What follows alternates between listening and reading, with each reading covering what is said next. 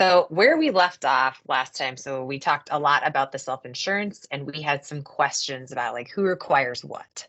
So I want to come back to that. So self-insurance, and this is why it's important to captives here shortly, is where the employer is going to take on that financial risk. So if I go break my arm, it's dollar for dollar from that employer's pocket.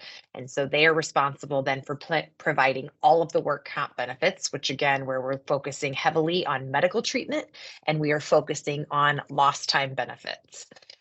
So basically, it's just like they're out of pocket cost for whatever it's going to be. And this, well, we'll get into this just a little bit more. So I've got a few questions that I wanted to just clarify and give a little bit more perspective on. So how many employers currently operate with the self-insured work comp program? So just to give you guys an idea, we're looking at more than like 6,000 corporations and their subsidiaries are self-insured in the United States. So just to try and give you guys some perspective. And is that normal? Are they normally really big or not necessarily? They tend to be a lot bigger. There are some cases where it is smaller, but again, you've got to have money to pony up for this stuff. And kind of like the same, captives tend to be a little bit easier from a financial perspective on the size of the company. But this is where Walmart is a good example of a self-insured company. Like these are pretty large corporations. Other employers are going to participate in the group work comp funds where they pool with other companies. And this is kind of where we're going to start to talk about captives, or people just buy outright their insurance where I'm going to either pay a fixed cost or I'm going to pay a deductible. And it kind of works like health insurance with that. Can employers operate a self-insured workers' compensation plan? All right, so this was a question that was asked, and I did send over a couple of the sheets from Kimberly that tells you which states can and cannot. A small number of states do not let employers operate self-insured plans, which then they either have to buy a commercial insurance policy or they have to participate in the state fund. Now, there are 4 states that are monopolistic. And again, I have a cheat sheet that can go out to all of you guys that tells you what states operate with what. There are 4 states that are monopolistic, meaning that you just pay into the state fund. It's Ohio, North Dakota, Wyoming, and Washington. Other states, there's regulatory compliance that goes into the purchasing of an insurance policy, or you can be self-insured and we go down that road. But again, it depends on the specific state, if they will allow an individual to self-insure or if they will allow it to be more of a group dynamic where you're pooling resources. You have to be able to provide your financial solvency, and that ends up being the big part. The big kicker is, do companies have enough to showcase that they can afford it? And there is a takeaway chart. There are 2 that I sent over today for you guys, so you've got an easy reference point for that. And I hate the answer. It's specific to the state, but that's work comp, and we love it. There's 50 states with 50 different operating procedures. So why do employers? Yeah, please do. So just back on the self-insured thing. Yeah. And you may be getting into this, and if you are, there's also question mark. Don't insurance companies also like come in over the top, like somebody's self-insured for up to a particular dollar amount, let's just say, and that's called something? Yes. So in our last one, we talked about all the different layers of insurance, and I am happy to talk with you offline and go through that. I'll go through the deck. Yeah, and there is a diagram that shows the multiple layers, and W.R. Berkley is probably the best insurance group that I've ever seen in how they stack their policies to not pay a lot in case something happens. So yes, very fun on those. Okay, why do employers self-insure their programs? Okay, it gives much more control. This is the thing, like when you are going into a guaranteed cost program or you're going to buy insurance from a company, like if you're going to buy it from one of the W.R. Berkley subsidiaries, like I worked at Continental Western, so if people are going to purchase from us, you lose a lot of control about what is going to happen with your employees and what networks you're going to have access to. How quickly are they going to respond? There's a lot of control mechanisms that go to the wayside if you are going to choose to buy an insurance policy versus self-insure.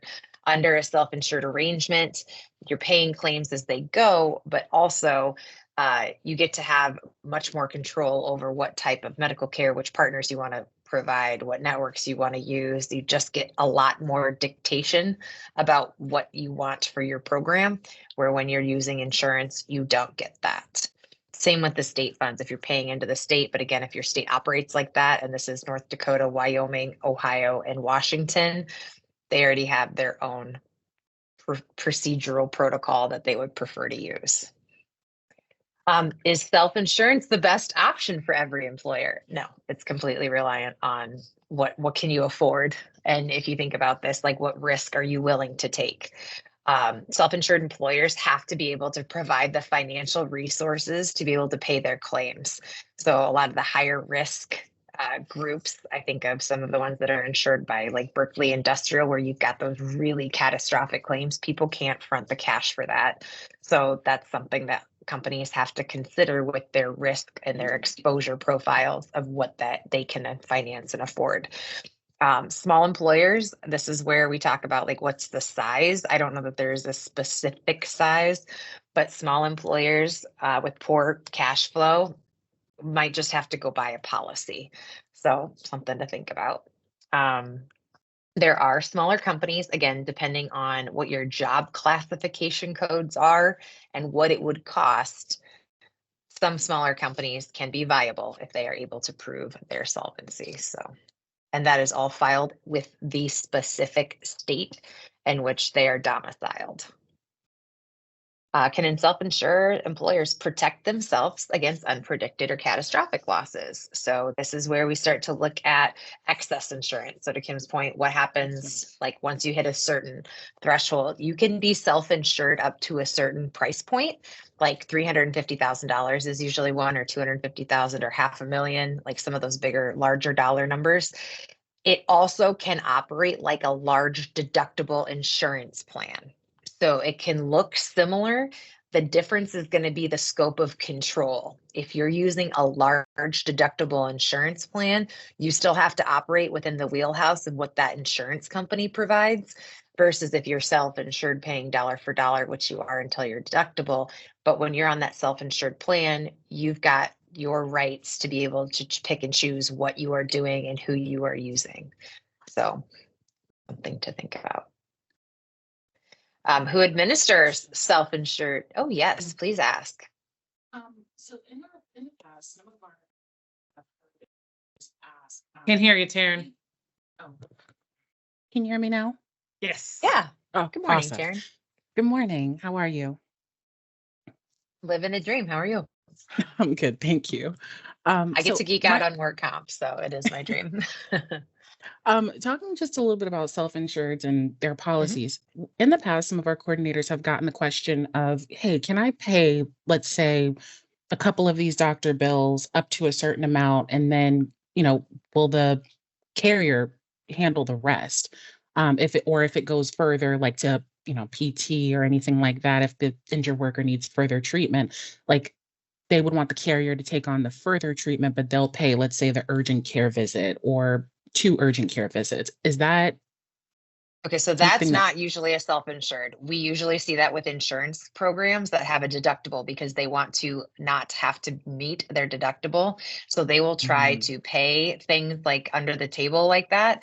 When you're self-insured, it doesn't matter because you're still paying dollar for dollar. So even if let's say we have Sedgwick, if my employee goes to the doctor, it doesn't matter. I'm still funding that account on a regular basis.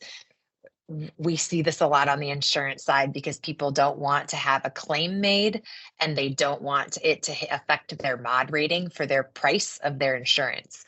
Self-insured, it doesn't matter because it's your dollar for dollar that you are funding that bank account on a regular basis, and there's no mod rating for their insurance program because again, it's self-insured. So the insured part is kind of deceiving. It's just like a bank account of dollar for dollar, where on the insurance side, that could impact your deductible and it could impact your mod rating for how much you pay per insurance. So yeah, that I'm sure you guys see all the time because people try to hide it.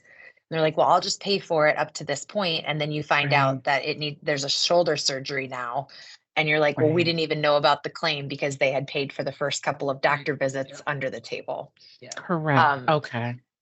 It's technically a form of fraud, but we was gonna wouldn't say, yeah. necessarily say that. But insurance carriers get very unhappy. And when claims get audited and we go back to the program, like let's say it's ABC baseball company and they Right. manufacture baseballs, and we see that they've like hidden a couple of claims that have been exploded, we would probably ask them to do some risk control management or some loss control programming, or we might just not renew them depending on Got how it. many and how severe they are. And Okay. we just don't want any Great part of any of that. question. We don't want Thank any you. part of any No, of that. you don't want to be, no, no. Okay. No. Perfect. But Thank it you. can affect a company's ability to get insurance. So Good to something know. to think about. Great Mhm. question. Great question. So who administers this? If they want to employ their own people, go for it. Some people do, some people do not. Some people or some organizations would rather have it separate so that you don't have employees managing employees' claims. And so this is kind of like an HR choice more so than anything. So either self-insured employers can have their own claims people working in-house. I know Amazon chooses to do that for some programs, and I know Walmart does as well.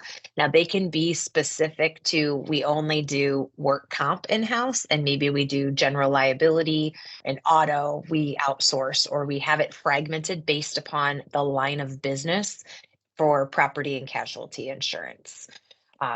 A third party administrator just keeps it like separate, which can make things a lot easier from an employment standpoint and from a human resources standpoint. So that is one of the reasons that you might see that. Sedgwick does administer their own claims for workers' compensation, but they will have different offices administer for each other so that Mm. you're kind of keeping that separation. And then they will Chinese wall or they'll block people out of specific systems so that people can't have access to each other's claims. Interesting. So, what kind of risk do you want from a human capital standpoint? Mhm. All right, so we're here to talk about captives, which I think they're just massively increasing in this space, so it's fun to talk Hmm. about. So Hmm. our captive program is considered self-insurance. Yes, with some distinct characteristics. So yes and no. They're closely related where you retain a lot of the risk yourself, and the way that they are managed is very similar to self-insurance. The difference on this is there is a very structured and regulated framework that exists within captives. And they also have some flexibility and benefits like tax incentives.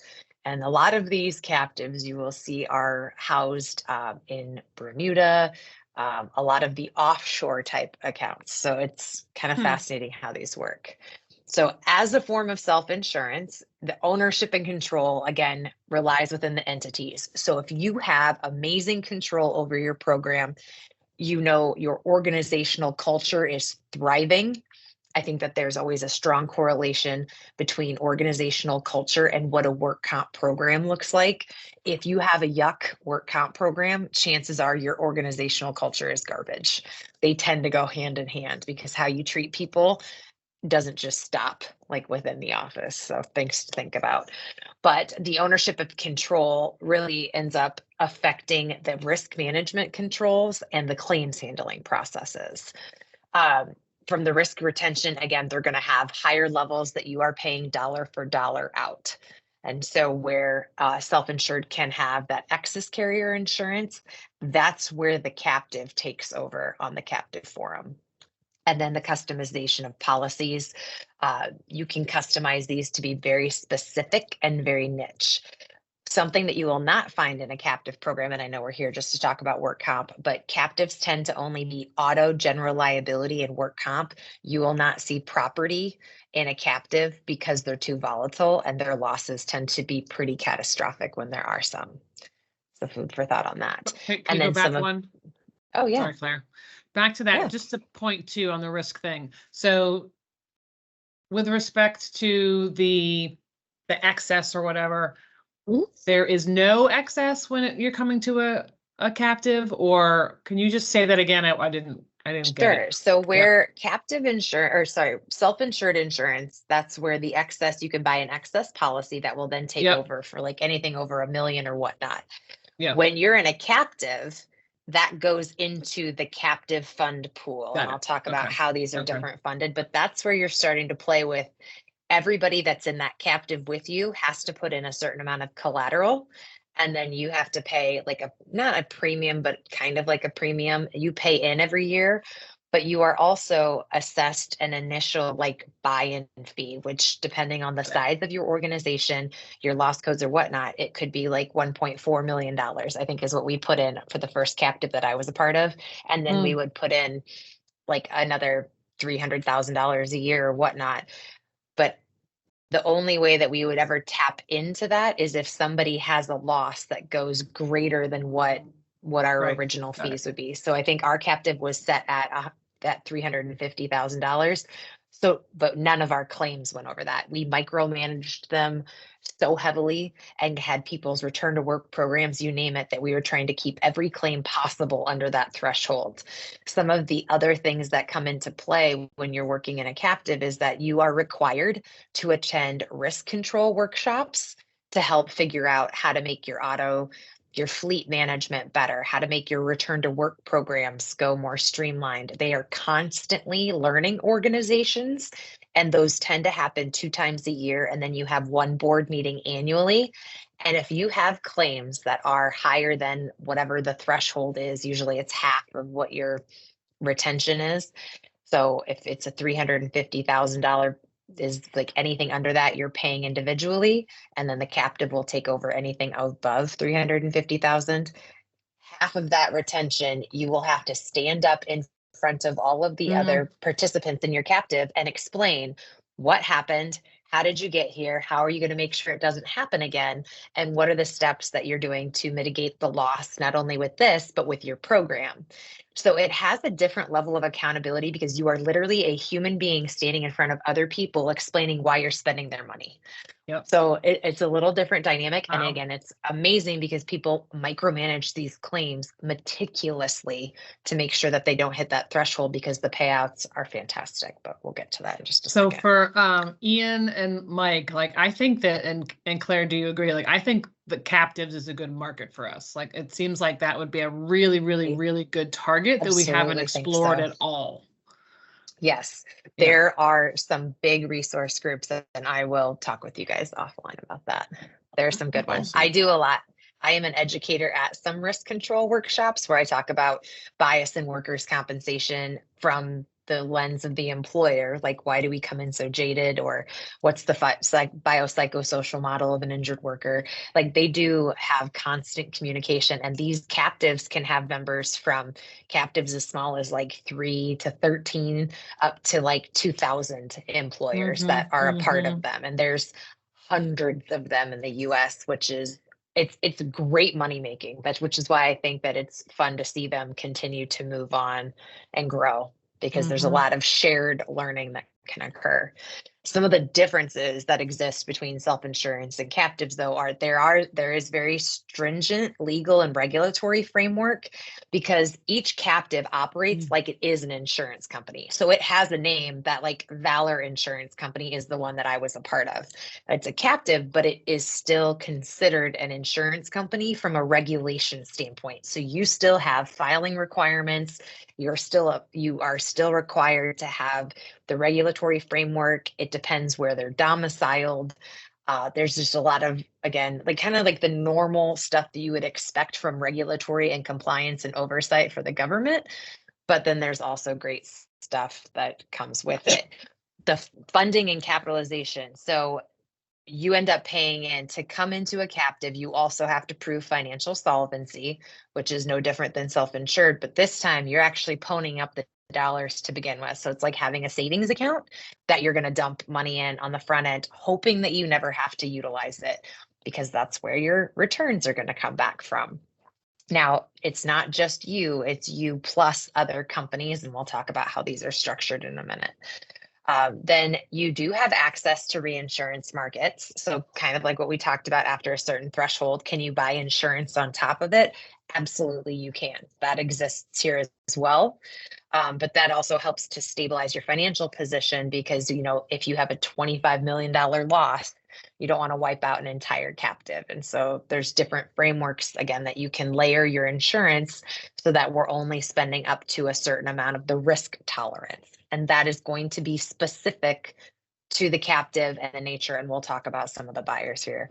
And then there are some awesome tax considerations that go into the captive. It's just amazing on how, like, if as a former member of a captive, I would highly recommend this to employers. If you can make it happen, it's so beneficial from a return standpoint and a tax standpoint. It is helpful. Now, you do have to meet certain criteria, and you do have to file forms timely. They don't really give you very many breaks on this, but if you're on top of things, which most captives, they're like the person that houses them, or kind of like their broker for the captive that helps keep things in alignment. They will stay on top of this to make sure everybody is getting the best financial outcome possible, because that's one of the ways they make money too. So let's go through some of the organizational structures and how would you buy into a captive, or why would you? So these are specialized entities with one or more organizations. So it's not a risk pool, but this is where you are pooling your risks, but everybody's coming with the financial backing to be able to support their own. So unlike a traditional insurer, captives are owned and controlled by its members. So this is a way to self-fund, but we're self-funding with our friends. So if we're going to sit around with our poker buddies, all of us are going to buy in collectively and agree to manage each other's risks along the way. So now it's not just my responsibility to have a good risk management program for myself. Now I care what's going on in your world as well. When a company pays premiums to its captive, so you do still have like a buy-in every year, kind of like you would for an insurance policy, but you're allocating based upon what claims you think is going to come. So this is where we use actuaries quite a bit, and we look at forecasting with, okay, here's our work population, here are our job classification codes. This is what we think we might be responsible for this year. You pay your premium dollars into the fund, and it kind of goes into this giant bank account. And then there is legal and regulatory framework to make sure that everybody is following what they are supposed to do. And again, there is protection that kind of exists from that financial standpoint. So again, it's kind of like here's my savings account. I'm going to pool my savings account with Kim's every year. We're going to put in $35. Obviously, that would not be enough, but $35 every year to try and pay off all of our losses. And we will continue to invest our captive fund in that savings account to make money. So then after 3 years, we can get paid back for anything that we are not using, which ends up being awesome. If you have an Apple phone, just anybody that's got an iPhone, if you have Apple Care, it is a captive. So something random that you might actually be involved in. So if you think about how much that you pay for your Apple Care, it goes into a captive, everybody that pays this, and then Apple makes money off of the funds that they can save from that. So something that's a little bit more relative to us. What happens with work comp? So this lets people own and manage and navigate the risks within their employees. This is where, again, if you can micromanage and you have the resources and you have the population of employees that can focus on safety and genuinely care to keep risks down, it's a wonderful, wonderful avenue. If you've got the responsibility and the buy-in, it's a great way to just have an additional revenue stream that comes from insurance money. So if you think about it this way, if I give Ian $100 and I'm like, insure me for the year, for me and my business, Ian, and let's say Ian spends $9 of that 100 insuring me for the year, Ian gets to keep that $91. In a captive, the captive retains that $91 and invests it, and then I'll get some of it back eventually. And so that's the big difference. You're going to pay in either way. It's just, are you going to let that money go, or do you try and invest it invest in your risk management, your loss control, and your claims management to be able to get funds back. So that's kind of the difference of how these work. So benefits, you can save administration fees. You're not paying for profit margins of a normal insurance carrier, and they tend to reduce insurance costs. For most companies, it is going to be a little bit more expensive because you've got to pony up that collateral on the front end. I was in a unique situation with our captive where it actually saved us money to go into a captive. And sometimes groups are going to have that happen as well, but it's not usually the normal. It does tend to be a little bit of an investment on that front end because you have to pony up the capital up front. Captives have the best risk management programs because there's so much financial incentive tied to having a good program. It's bigger than just, I want to keep our employees safe, but now we get financial kickbacks of our own money by doing things well and by being more safe, by having better driving protocols, by having better fleet management, you name it. It all ends up being a better outcome for a loss prevention strategy than a traditional insured model, because most people don't care that they're saving the insurance company money. It's different when you're having those financial incentives tied to your own operations. And then claims control, they have a lot more control over that claims process than you would with a traditional insurer or even with a TPA. Now, some captives do use TPAs, which is totally fine. They just, since again, it's dollar for dollar, you're seeing a lot more of the control. They are going to have a better buying power to dictate what kind of processes and procedures that they want in place because they're really invested in the outcomes. So the overall outcomes of their claims. What to know? Captives represent a very strategic choice for organizations that help align with business objectives. So again, outside from this being safety, outside from this just trying to do the right thing for our employees, the business operations and business objectives of having another investment income can really help from the financial perspective of organizations. And you'll see this tied into some organizational annual objectives where you would not traditionally see that with a self-insured or an insured model. Couple types of captives. So we see pure group. You can rent a captive. This is a real thing. And then there's homogeneous or heterogeneous, and then sell captives. So a pure captive is an insurance entity. It's a single parent. So there is one company and its subsidiaries. This is like your most basic model of captive. People buy in and it's just one single parent operation, and you've got companies that buy into it. They focus on the risks of that parent company and its affiliates. You can tailor risk management strategies specific to that corporate level. And then that corporate level is going to facilitate that control over the insurance and claims management. So again, parent company with its affiliates, they basically build their own insurance company and dictate how the claims are going to be made. So that is a pure captive, or what's called a single parent captive. Next is group. And this is where you've got multiple companies that tend to be unrelated, and they are going to insure the risks of their members. So when I was part of an oil and gas company, we used this captive. We were part of a captive with a refrigeration company, an over-the-road trucking company. There were different operations that were not necessarily affiliated to us. We just knew that they had a good enough risk portfolio that we were willing to bet on them, and they were willing to bet on us. And that was put together by our captive group that said, hey, you guys might want to consider this group. To be a part of a group captive, all of the other members have to vote you in. So it is literally like let us see your financial portfolio, let us see your risk portfolio. And if we agree that we would be willing to take a risk on you, you can come in and buy into this. And so it's kind of again, do you want to gamble on me? Okay, I'll gamble on you too. And then you have to hold each other accountable. So you're sharing in other people's profits and losses, and you're also spreading the risk. This helps with smaller companies that don't have a ton of buying power. So again, when we talk about like what is the size of this, usually companies that are going to end up paying premiums in the amount of $1 million plus. So $1 million is probably the smallest that you're going to go, which was what we were. And we had about 250 employees. So trying to give you guys some idea of what that would look like from a size capacity.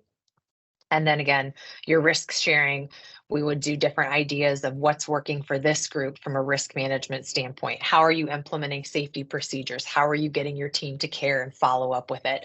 And then there's that shared nature of, well, I want to do that too because it's working for them.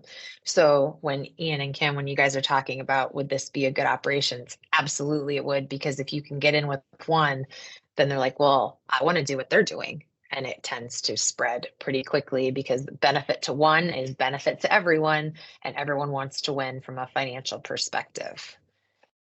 Then the third, that these are like your main three types, and then these other two are just subsidiaries of these. Rent a captive, exactly the way it sounds. You don't have to establish your own captive insurance company. You rent the structure to avoid the commitment of establishing a captive, but it can be very pricey. There's less administrative version. You get flexibility and you get the ability to be able to have those benefits of a captive. But this is more for like a trial. Like, we're going to try this. We're going to invest in this for 6 months to a year and see how we perform. And then maybe we'll buy in and maybe we won't. And the rent a captive, again, has to have that shared, am I going to gamble on you? Or are you going to gamble on me? Does tend to be a little bit more pricey on that end, but it is for companies that aren't 100% sure that they're going to go full in, make that investment, pony up that capital and pay in fully. So with those, sorry, Claire, and that's like a completely different type. That's not me saying I want to go to that captive over there and try it out. It's if I want to try this out, it's specifically this rent a captive model. Correct. Got it. And so there's groups like Captive Resources, Innovative Captive Solutions, kind of like what I would consider the broker of these that will make recommendations of employers that would be good fits for different groups. And then they're going to look at which kind of a captive is going to be best for you. Is it going to be a homogeneous group or a heterogeneous group? So homogeneous groups are called association captives, and these are those group captives that are from similar industries. So you will see a lot of like industrial services might have their own captive. Staffing agencies might have their own captive. Industrial staffing agencies have their own captive. I spoke at one last week. So they can be very specific to groups that are of like mind. Heterogeneous is like the one that I belong to, where we were all from different industries to try and spread risk from a diversification standpoint. Both exist, both do very well. It just depends on what are you comfortable with and where does like your broker feel that you might be a good fit. Because again, you are then going to be positioned to say, hey, would you like to come be a part of this? And then that group has to say, yes, we're willing to take on that risk, or no, we do not want to be a part of their risk portfolio. And so then you're voted on, which is kind of a fascinating thing. But again, you're talking about millions of people's dollars so if I'm going to take a risk on you, like, you better perform well for us. Homogeneous captives benefit from industry specific risk pooling. Again, we're heterogeneous. We're going to end up doing that diversification plan. So again, whatever you're comfortable with. Then there's what's called cell captives.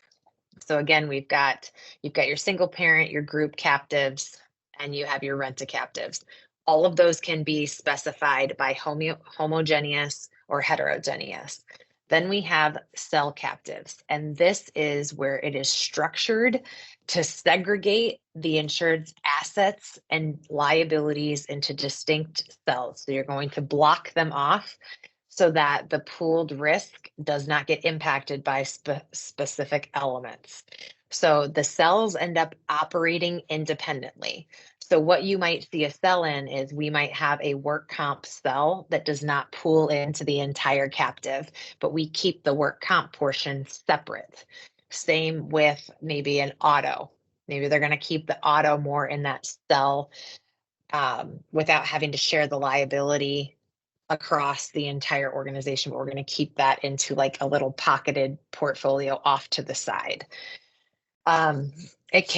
Smaller entities can use this. Again, it's kind of, what is your financial risk? I have not seen this very often. I know it exists, but it's not one that I am very familiar with, of actually investing in and seeing how they perform. I am sure that they are great for very specific industries. Again, this is why people are trying to figure out how to make the most money possible by establishing their own insurance companies. So I'm sure it works out well, but it's basically like piecing off elements of your entire captive environment. Now, again, remember, captives are for auto, work comp, general liability. You can see it with, like, again, Apple Care for your phone, but you will not see property like buildings or whatnot. They will not insure that usually because of the volatile dynamic that exists with weather, et cetera. Not saying that it can't be done. I'm just saying it doesn't tend to be done. So again, our organizational structure, when we look at it, we've got single parent captives, which are considered pure captives, where you only insure that parent company and its subsidiaries. You've got group, where we're going to allow companies to pool their risks, where they can be homogeneous and heterogeneous. Association captives, where we've got members of an industry or a trade association. So we're going to insure the risks of our members. You can see this through some groups like alumni organizations. Sometimes you'll see insurance companies that stem off from that, or USAA is a good example. I actually don't think that they do this as a captive, but if you are a part of an affiliation, well, because you've graduated from the school or you've been part of this program, we allow you to purchase insurance or be part of this because of your affiliation. Again, risk profiling. What's your risk tolerance? What does that look like? And then we talked about the cells that are going to isolate risks of specific elements from the other aggregate. Again, trying to be the most financially lucrative that you can by still managing people's risks in an appropriate manner. All right, buying process that goes on in a captive. So we figure out what risks are you wanting to put into a captive. There can be work comp only. You can have auto. From the captive that I was a part of, we pooled our general liability, our auto, and we pooled our work comp collectively so that everybody that we were with also pooled those risks. So that's what we chose to do. And then we purchased our property on a different policy. The captive formation and management, there is legal setup that goes into this, and there's ongoing management. Again, there's ongoing compliance and regulatory requirements. And so this is where if you have like the captive broker type person, they are really helpful in doing this. There is still an underwriting process that ends up then getting voted on by those captive members with, do we want to assess their risks? Here's what we're going to ask for them to pony up for their capital to buy into the captive. And then you are assessed annual premiums on a regular basis based upon your risk profile.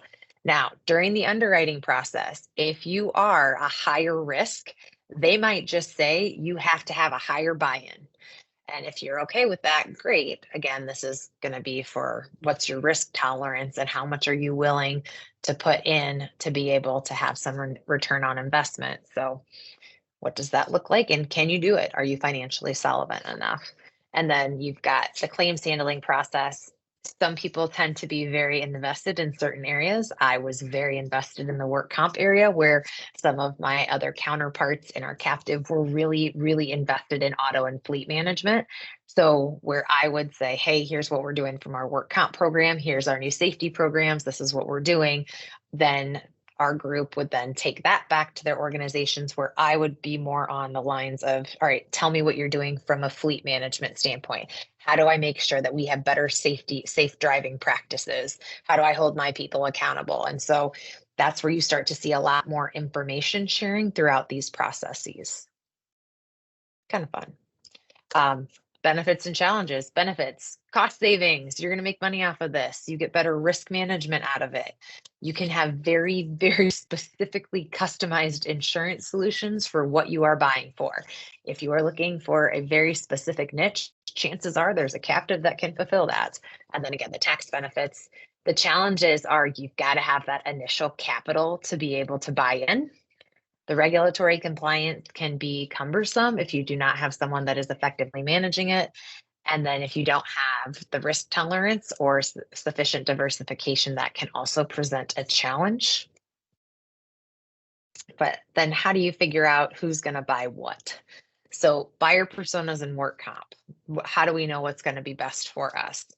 So common personas that we see, and you guys probably see this, we see employers or companies that are looking for cost-effective work comp solutions. Then we have our beautiful insurance agents and brokers that we talked a little bit about last week or 2 weeks ago that are going to be trying to find what are the best products and services that we can bring to our clients, which would be the employers. And then we have our employees that need the insurance because they are going to be using it. We need to keep our people safe. It's our job to restore their livelihood. So they need the support and the benefits that are going to be provided by the insurance. So those are the common buyers that we see. Now with that, industry specific buyer personas, and I'm only going to touch on a couple of them because they are very unique in their nature, but they're big profiles that we can be aware of. Healthcare. Healthcare's got a high risk of workplace injuries, and so they are going to need a more robust coverage. This is probably not surprising to any of you guys on this call. Then construction, we're going to need a range of risks.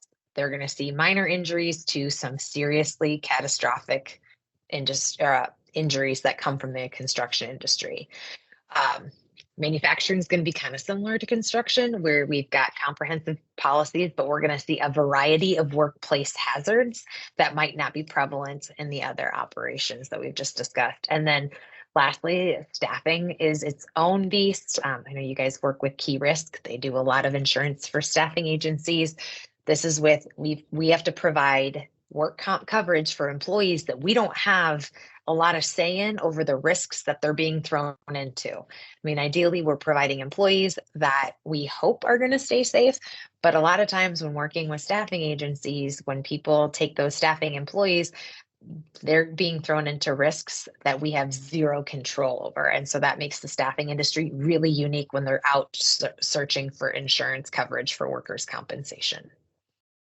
So some things to think about. So when we address the needs of these different personas, we just really have to look at, okay, what's the risk tolerance? How do they plan to approach this? Are they just doing it because it's a checkbox where I have to have an insurance policy, so I'm going to do this? Or am I going to use it as an effective strategy or a means to actually make our company profitable? This is where we're starting to see this. This is where I'm starting to see the biggest shift in risk management, where it's usually been, we just have to mitigate risk. Well, now we found a way that we can make money off of mitigating risk from an employer standpoint. And so that's unique because it was not like this always. We started to see captive search come around like in the 90s, and then they have been increasingly popular, probably more so over the last 5 to 10 years. We're hearing this talked about a lot more than we used to.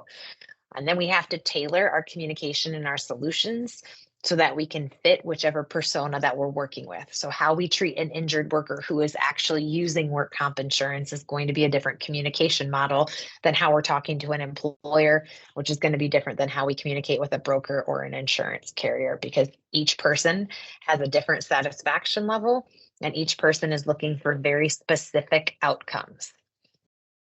All right, questions.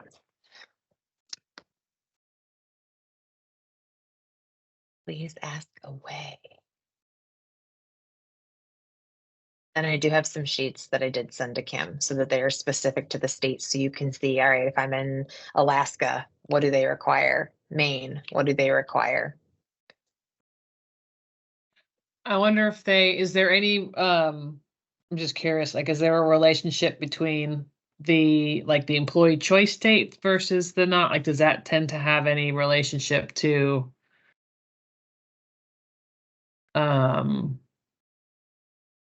so you talked about the monopolistic, which we're familiar with. The only reason why I said it is because you mentioned Maine, and we've been talking across insurance in Maine, and they've got a big captive business, but they're also their employee choice. So they don't, they've been really interesting because I don't think they really truly understand what that means, because they're like, well, we can't send them to you because it's employee choice state. And I'm like, no, that's not really exactly how that works. So, No, but if that's not how there's, that works. yeah, so it's kind of interesting having those discussions with those different types of states that classify themselves that way and what they think directing care is and things like that. I can absolutely send you that, which the initial selection of treatment. I Yeah. can send you that too. So you guys have that Um, for all your states. Quick question I was going to ask if Yeah. if the term excess and the term reinsurance is the same thing or if it's different. Um, yes and no. Yeah. It's just the policy language, but for our intensive purposes, it's anything up above. Okay. Now, Okay. there's going to be specific things that they do and don't cover. That excess is going to cover this versus reinsurance is going to cover this, and they're going to drop down differently. But for our intent of Mhm. purposes of understanding insurance, it's over like the policy threshold. Okay. And then if you look at an umbrella, like if anyone has a personal umbrella policy, which I know I need to get because my daughter is driving and, you know, we just have to, you have to protect yourself. That's going to have a different drop down based upon those requirements. But for, again, our intended purposes, it's that above Yeah, above. our normal limits of Yep. what we would pay out. Yeah. Yeah. We like to make things really complicated here, and it's contractual language. So it depends on the contract and it depends on the state. And I hate that answer. So Yeah. I'll That's try and been, give you guys that's as many always been tools as interesting. possible. Is trying to find like, or have somebody tell us you can't use the word report only. That's not right. And then I ask another carrier and like, what do you call this? We call that report only. Okay, well then y'all need to Yeah. make up your mind. Yes. Hey, Claire, this is Sean here. Hey, Sean. Thanks for explaining this in a way that's easy to understand and making it not so dry. I think we all appreciate that. My Thank question you. is, how big is the captive market compared to other ways to insure? And So it's increasing, and I'm happy to get you specific numbers. So I was shocked when I was looking up how many employers are self-insured, and we're looking at 6,000. I was like, that's low in my opinion, which yeah. means they're outsourcing in different capacities. And this is where I find it really fascinating to see the growth of the captive market. And then the growth of the captive market they're coming up right and left with new captives on a regular basis. And so again, if you've got the capital to be able to pony up, it's finally a way that instead of, again, me handing you $100 and saying, handle my risk, Yep. and you only spend $7 of it, you get to keep the rest because you're the insurance company. I now get to invest that and then get a kickback. You just have to be in a captive for 3 years before you start getting the dividends back. Gotcha. Okay. My People are follow-up- using it smarter, I guess, is probably a better way. Yeah, it makes total sense. I mean, it's one of those. Especially when it's $1 million. Here's $1 million per year that I'm going to give you to insure me, and maybe I spend 28,000 of it, and that's where like the big picture comes in when you start to look at, okay, here you go. Like that's what we were looking at from the captive that I was a part of. We were going to pay like $1 million for all of our insurance coverage. And we were like, wait a second. And then with all of our claims that year, I think we spent 38,000 the first year. So we ended up being wonderful for them. Yes. Now, again, if you can micromanage your program and you've got safe drivers, you've got safe employees and whatnot, it can be great. Now, I'm sure there are groups out there that don't have that same protocol, and you're going to see higher. But again, it's kind of like playing poker, here to gamble. So. Well, I mean, it's the old buyers club model. It makes perfect sense, Sure. right? Yeah. My follow-up is with a product like ours, our telehealth product. Mhm. Do these captives buy that type of product? And if so, how do they do that? I mean, So this do is do they have a council where they have to like look at it and evaluate it, or how does that work? So usually one employer will test it out, and then if it goes well, they roll it out to everybody else. Or they'll say, I heard about this, maybe we should try it. And we see that with like some of their return to work partners. So like reemployability is one that I see. They'll come in and then they start to do education for them. They'll say, here is why you should be returning people to work. Oh, and we offer these services. So that is one of the ways that I think you guys would be very highly involved on that. Okay, Could be perfect. very Thank you. helpful. Appreciate that. You got it.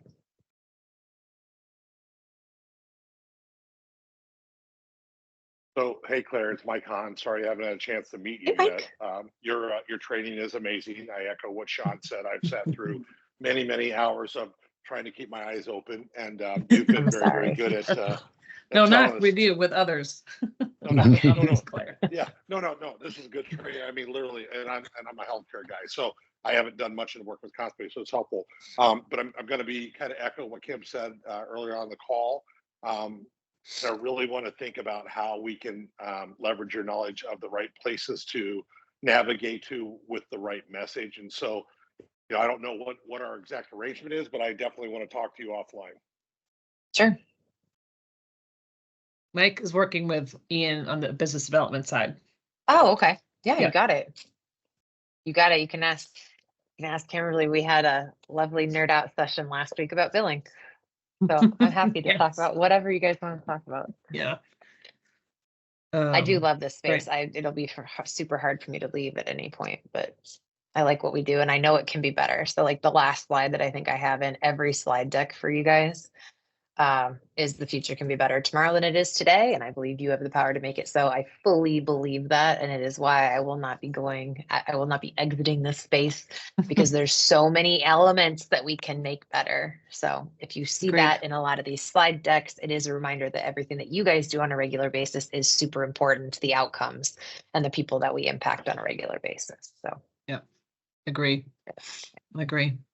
This was very helpful. awesome. Anything else, guys? If Mike and Claire, if you want, I could set up that meeting. Sure. Yeah, that'd be All right, great. Our Thank you, Ian. next Thank you. session, we are going to be covering the work comp injury management process, kind of like from a holistic view, like that start to Woohoo. finish, and that post-injury process. So we've Yep. been injured, and what are the challenges, and what is this claims management that we are dealing Yes. with? After outside of the they healing leave process. us. Yes. Yeah, After they what leave us, happens? what the heck happens? that'd be And I great. want you guys to ask anything under the sun because I've been an injured worker 3 times and I've had it handled awesome Thanks. and I've had Yep. it handled terribly. So, Yep. and medical only. So, Oh, good. Okay. Yeah. been Yeah. at Well, variety not of good, but ages yes. too. Yes. Good. Yeah, no, it's very fun. So happy to talk through what it should look like and what it sometimes actually looks like. Good to That'll know. be good. Sounds like Yeah. fun. Mhm. Yes. All Thank you so much. right, if you guys Claire. think of anything else, Thank you. reach out. I'm happy to be All right. here and be a resource for Awesome. you guys. Talk Thanks, to you Claire. soon. Thanks, Talk to you soon. Claire. Thank you. Thank you Thank guys. you so much, Bye, Claire. everybody. Bye. Bye. Bye.